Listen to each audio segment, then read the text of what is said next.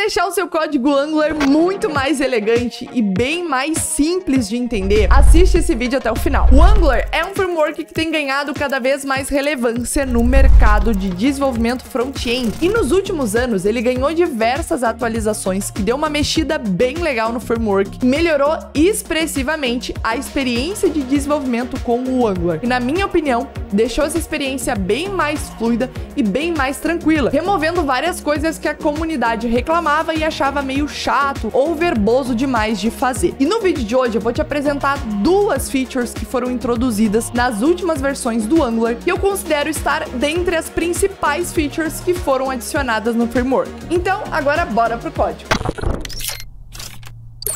A primeira feature, ela está diretamente relacionada com a aposentadoria dos modules. Então, para quem não mexeu com os Angulars mais antigos, antes a gente não tinha essa funcionalidade de Standalone Components. Isso aqui foi introduzido nas versões mais recentes do Angular. Se eu não me engano, foi na versão 17. Mas depois eu coloco certinho aqui na descrição quando ele foi introduzido. Então, antes a gente não conseguia fazer a declaração de um componente de forma apartada, né? Dessa maneira standalone. Para que eu tivesse um componente que pudesse ser utilizados por outros componentes dentro da minha aplicação, eu precisava que ele pertencesse a um módulo. Então, normalmente a gente declarava ali um app module, que era o módulo geral da nossa aplicação, e muitas vezes a gente ia criando subpasta dentro das nossas aplicações, como por exemplo a pasta de componentes shared, a pasta de componentes específicas de uma página, etc. E a gente ia segregando esses componentes através do módulo na qual eles faziam parte, certo? Só que aí, além dos componentes, a gente precisava importar nesses nossos módulos também os serviços, né, e as outras classes que a gente iria utilizar. Então, para que dentro de um componente eu pudesse utilizar algum service, como por exemplo aqui o user service, eu precisava que o user service tivesse importado no mesmo módulo na qual esse componente estava sendo declarado. Se isso não acontecesse, esse componente não ia conseguir utilizar esse service aqui, certo? Então, o Angular funcionava todo nessa estrutura assim de módulos. E por conta disso, quando o meu componente fosse precisar, né, utilizar esse serviço que estava sendo importado no módulo dele, ele teria que declarar aqui no construtor, né? A gente precisava declarar aqui no construtor do nosso componente o serviço que a gente iria utilizar. E aí o Angular cuidava da injeção de dependências pra gente, certo? Ele vinha aqui, via a lista de dependências que esse componente tinha no seu construtor e então fazia a injeção de dependências pra gente. Só que agora, quando a gente tá lidando aqui com o Standalone Components, a gente começa a ter um Angular bem mais enxuto, né? Bem menos verboso. E aí a declaração aqui do construtor, ela já começa a não fazer tanto sentido, certo? Pra que eu tô declarando aqui esse construtor? Sei lá, todos os meus outros parâmetros eu consigo declarar aqui direto na classe e só o que eu vou precisar importar de serviço eu tenho que ficar declarando aqui? Bom, no Angular 14, isso aqui mudou. Foi introduzida uma nova feature, que é a feature do Inject. O Inject, basicamente, ele vai permitir que a gente acesse as dependências diretamente em funções e propriedades, certo? Sem precisar passar pelo construtor aqui da nossa classe. Isso vai deixar o nosso código bem mais legível e vai reduzir também o código repetitivo. Principalmente quando a gente está criando alguma classe pequena e tinha que ficar declarando o construtor dela, certo? E o Inject, para mim, ele é essencial para trabalhar com os novos standalone components do Angular, certo? Eu acho que ele conversa muito melhor e ele elimina essa necessidade de fazer esse controle através de módulos e tal. Então, eu vou mostrar para vocês. Ao invés da gente fazer da maneira antiga, aqui onde por exemplo, para eu conseguir ter a dependência do user service dentro da minha classe aqui do app component, agora a gente vai fazer isso de uma maneira bem mais simples. Eu vou vir aqui, vou declarar que eu tenho um user service, certo?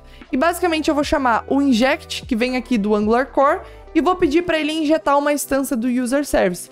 E pronto, simples assim, eu já vou ter uma instância do serviço aqui de user, né, para eu utilizar e fazer as chamadas para minha API e etc. Então, eu não preciso mais de construtor, não preciso mais de módulo, é só usar o inject e pronto, eu tenho uma instância disponível aqui no meu componente. A segunda feature, ela tá diretamente relacionada na maneira como a gente vai disparar as chamadas HTTP dentro dos nossos componentes. Então, como é que a gente fazia anteriormente? Ou pelo menos uma das formas que a gente fazia, né, porque existem diversas maneiras diferentes de fazer chamadas HTTP aqui no Angular. A gente normalmente tinha o nosso serviço, certo? Que concentrava toda a lógica ali para chamar o nosso servidor, chamar a nossa API. E aqui dentro desses services a gente normalmente utilizava o HTTP Client, né? Que vem dentro aqui do Angular Common HTTP para fazer a nossa chamada HTTP, seja uma chamada GET, uma chamada POST, etc. E aí, normalmente, a gente já retornava diretamente o observable que essa chamada gerava. E às vezes, tu nem retornava direto o observable gerado. Tu, às vezes, adicionava um pipe, né, para modificar o dado ali pelo meio, mas no final acabava retornando um observable, né? Mesmo que tu manipulasse esse observable original, no final das contas, a gente sempre retornava um observable. E aí, dentro do nosso componente, o que a gente fazia? Bom, dentro do método que a gente queria que disparasse a chamada HTTP, seja um método que fosse disparado por um botão, ou um método disparado logo na inicialização do componente, a gente chama o nosso user service, chama o método que a gente deseja aqui, né? Seja o get user by ID ou get all users, enfim. Então, fazia o subscribe no observable que esse método retornava, né? Por que o subscribe? Porque isso aqui é um observable que quando ele emitir um valor, eu quero me inscrever naquilo, né? E ser notificada quando um valor chegasse, quando aquela chamada se resolvesse em um valor. Então, ao fazer o subscribe, esse meu método aqui, essa minha função que eu passei de callback, ela seria acionada e aí eu faria o que eu quisesse com esse dado, seja manipular ele, fazer uma nova chamada agregada, né? Ou sei lá, só salvar o valor aqui da chamada numa propriedade, que é o que eu tô fazendo aqui. Então, essa era uma das maneiras comuns da gente acionar uma chamada HTTP dentro do nosso componente. Mas agora, com o novo recurso do Angular, que o nome do recurso é literalmente resource, isso aqui ficou muito mais simplificado, certo? Na minha visão, ficou muito mais simples de entender o que tá acontecendo e a escrita do código ficou muito mais elegante. Então, eu vou mostrar pra vocês. A partir de agora, o nosso service não vai mais retornar um observable, ele vai retornar uma promise, né? Isso aqui era algo que incomodava muito a galera que vinha do React, por exemplo. Ai, meu Deus, cadê as promises, né? Eu sempre ouvia, cadê as promises? É só esses observables, por que vocês não mexem com promise? Bom, a gente não mexia com promise porque basicamente não tinha muitos recursos aqui pra gente trabalhar com promise, tinha mais recursos de observables mesmo, então era por isso que a gente trabalhava com eles. Mas agora, a gente vai transformar em promise isso daqui, finalmente, né? Vamos virar promise. E pra gente transformar essa chamada aqui retornada pelo HTTP-GET em uma promise, a gente vai fazer o seguinte, a gente vai colocar em volta disso, né, como se fosse um wrapper, esse método aqui, o first value from. Então a gente vai colocar em volta da chamada do HTTP-GET ou do HTTP-POST, enfim.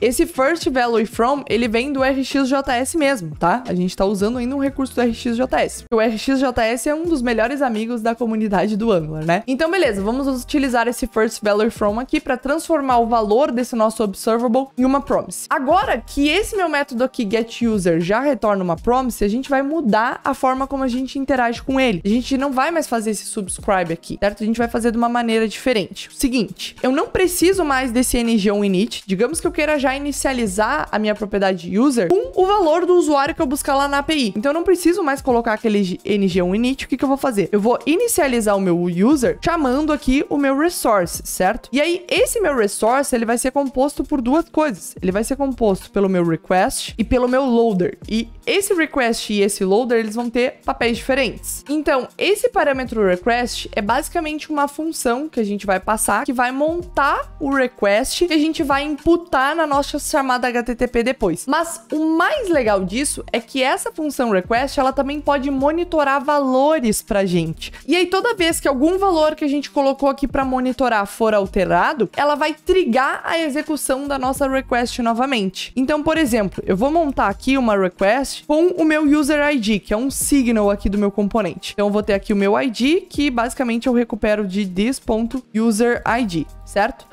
Toda vez que o meu valor user ID for alterado, esse meu payload aqui de request vai ser montado novamente e eu vou disparar novamente uma nova requisição, certo? Então a gente adiciona muito mais reatividade no nosso componente colocando esse recurso aqui. E o loader basicamente vai ser o callback que vai ser utilizado para fazer a chamada HTTP de fato. Então aqui ele vai ser uma chamada assíncrona, porque agora a gente está trabalhando com promises, então a gente pode usar, né, a sintaxe ali do async await. E aqui ele vai receber por parâmetro o request que a gente montou ali em cima e vai disparar essa chamada, podendo ser a chamada diretamente aqui dentro ou usar o nosso service. Então aqui eu vou chamar o meu this.userservice.getUser passando o meu request.id, certo? Que é esse valor aqui que eu salvei dentro do payload. E aqui faltou colocar o await, né, na frente da chamada e colocar a vírgula aqui, né, pra listar os dois recursos. Dessa forma, assim que meu componente inicializar, ele já vai disparar uma chamada aqui pro meu getUser, certo? Passando o meu user ID aqui. Se esse meu signal for alterado, né? Se ali o meu usuário manipulando na tela trocar o valor, sei lá, logar numa outra conta, ou por algum motivo esse valor aqui de user ID alterar, ele vai disparar novamente a nossa chamada HTTP. E como é que a gente pode ter certeza que essa chamada aqui realmente está sendo disparada e que eu tô preenchendo esse meu valor de user? Bom, eu vou fazer aqui uma declaração do método ng-after-view-checked, né, para ser executado depois que a minha view já estiver checada, que faz parte aqui do lifecycle dos componentes do Angular. Eu posso fazer um vídeo específico para isso, né? Mas só entendam que esse método aqui é um método irmão, por exemplo, do ng-onInit, ng-after-view-init, etc. Eu só quero ter certeza que a view foi checada antes de eu ver se o valor foi preenchido. E aí eu faço aqui um console.log, né, do meu this.user, para pegar o valor dele. E esse meu user aqui, ele é o que a gente chama de resource, né, que é um novo tipo aqui do Angular. Então, se vocês verem aqui, ó, ele é do tipo resource. Então, para eu conseguir ter acesso ao valor dele, eu preciso fazer this.user.value, né, chamando aqui o valor. E aí eu vou conseguir extrair o valor que está dentro desse recurso. Agora, se a gente abrir aqui o navegador, olhar a nossa aplicação, dar um enter aqui, a gente vai ver a chamada HTTP sendo feita, certo? E aqui no console log a informação do usuário. Então, a gente tem certeza que isso aqui tá funcionando.